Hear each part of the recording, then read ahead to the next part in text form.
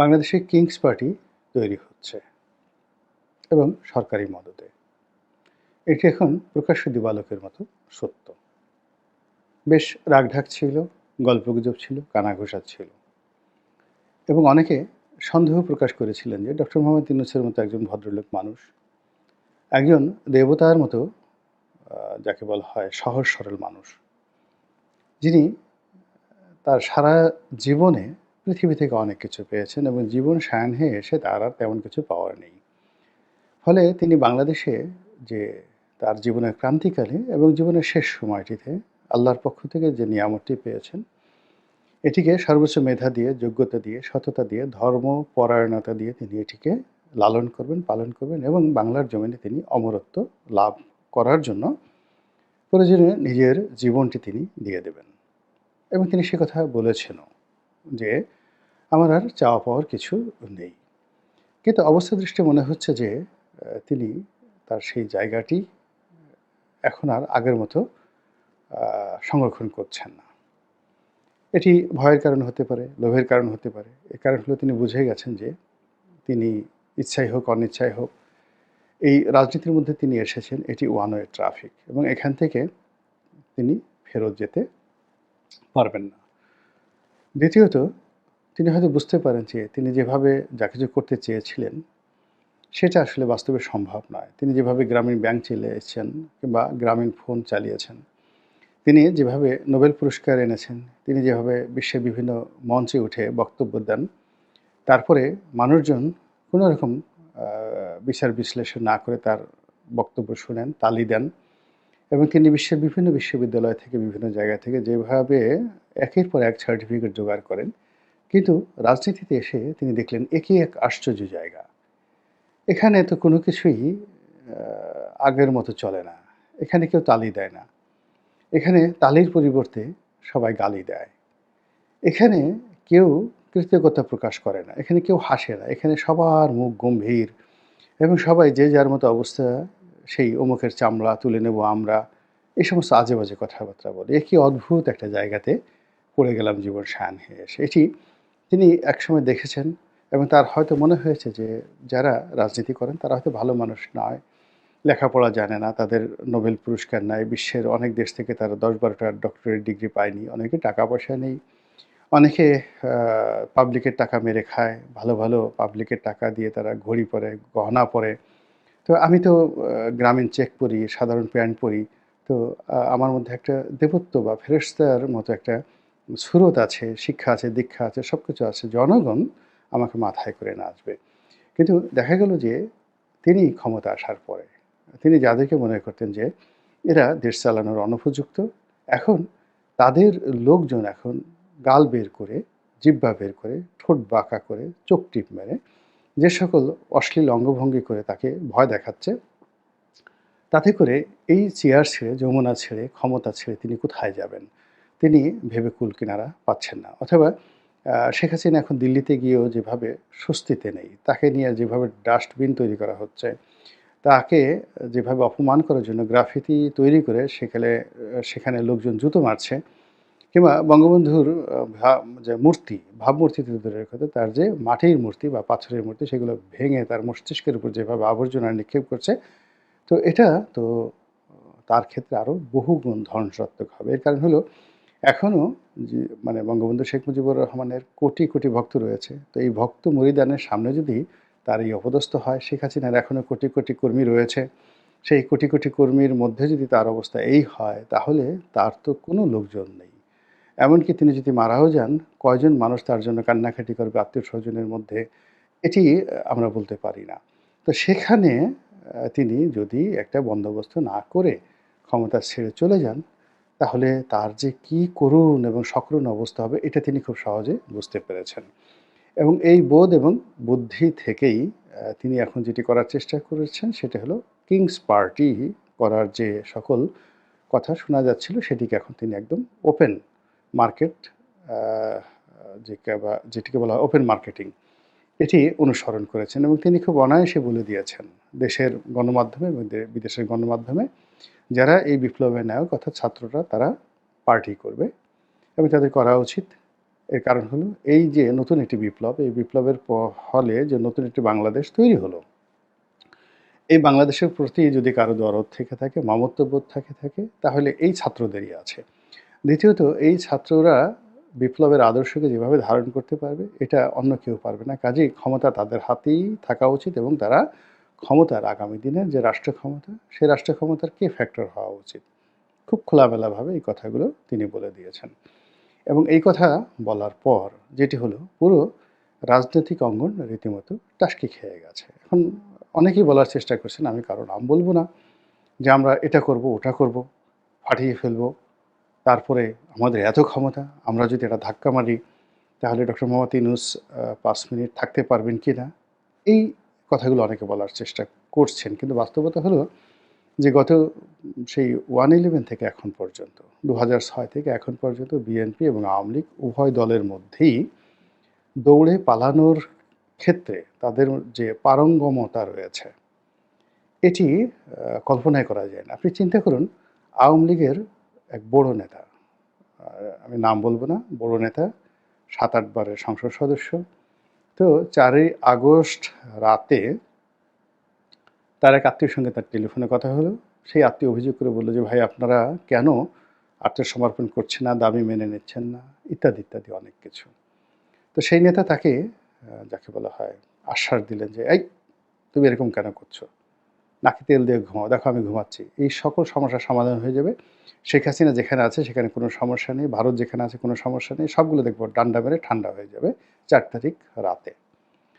৫ তারিখে অবস্থা তো আপনারা জানেন, আগস্ট মাসের ৫ তারিখে অবস্থা জানেন এবং সেই নেতা ঘুম থেকে উঠে তিনি যে কত সুন্দরভাবে দিল্লিতে বা ইন্ডিয়াতে পালিয়ে গেছেন, টাকা পয়সা, পরিবার পরিজন সবাইকে নিয়ে একেবারে অলৌকিকভাবে, জাদুকরীভাবে, যে আমরা যারা জনগণ কিংবা প্রশাসন আমরা কেউ টেরই পাইনি। এভাবে দেখেন কত বড় মানুষ চোখের সামনে দিয়ে সুমন্তর সু বলে তারা বাংলাদেশ থেকে পালিয়ে গেছে। তো পালিয়ে যাওয়ার ক্ষেত্রে আওয়ামী লীগের এই যে নেতা তাদের যদি পূর্ব অভিজ্ঞতা না থাকতো, ট্রেনিং না থাকতো, প্রতিযোগিতা না থাকতো এবং প্রস্তুতি না থাকতো তাহলে তারা কি পালাতে পারতেন? আবার একইভাবে দেখুন, যখন ২০০৬ সনে বিএনপির পতন হলো, তখন বিএনপির অনেক বড় নেতা, আপনি হারিস চৌধুরীর দাপট বাংলাদেশে কে না জানে? কিন্তু তিনি যেভাবে লোকচক্ষুর অন্তরালে চলে গেলেন, এইভাবে আমি হারিস চৌধুরী সাহেব যেহেতু মারা গেছেন তার নামটাই বললাম। অন্য অন্তত হাওয়া ভবনের সাথে জড়িত কিংবা চেয়ারপারসনের কার্যালয়ের সাথে জড়িত, পিএমও অর্থাৎ প্রধানমন্ত্রীর অফিসের সাথে জড়িত এরকম অন্তত ১০০ যাদের প্রতি জনরোষ খুব প্রবল ছিল এবং তাদেরকে যদি মঈনুদ্দিন ফখরুদ্দিনের সরকারের যারা লোকজন হাতে পেতেন সবার পিঠের চামড়া, গালের চামড়া আর পশ্চাৎ দেশের চামড়া এক করে ফেলতেন। কিন্তু সেই লোকগুলো এত সুন্দরভাবে তারা পালিয়ে গেছেন যে তাদের টিকিটি পর্যন্ত কিন্তু কেউ স্পর্শ করতে পারেননি।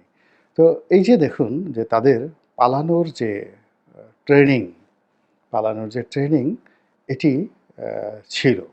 তাদের পালানোর ট্রেনিং ছিল। জাতীয় পার্টির অনেকে পালিয়েছেন, কেউ পালাননি। আবার দেখুন বাংলাদেশের মধ্যে যে জামাত এত বড় কথা বলে তার দেশ ছেড়ে যায়নি।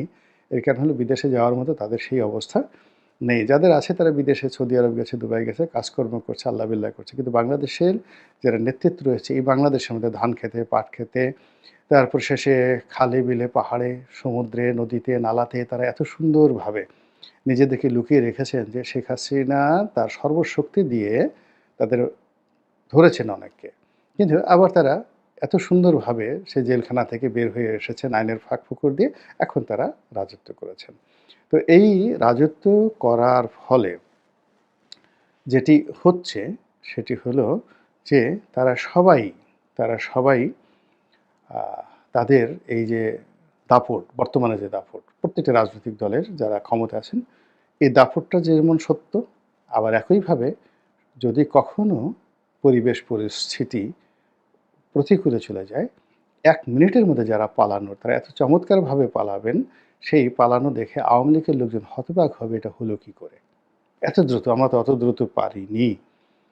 এটা গেল ২। ৩ নম্বরে হলো যে আওয়ামী লীগ, বিএনপি, জামাত, জাতীয় পার্টি অর্থাৎ পলিটিক্যাল যারা লোকজন রয়েছে এবং এদের মধ্যে বিশেষ করে যারা দুর্নীতিবাজ, বিশেষ করে যারা দুর্নীতিবাজ এদের কোনো রকম নৈতিক শক্তি নেই।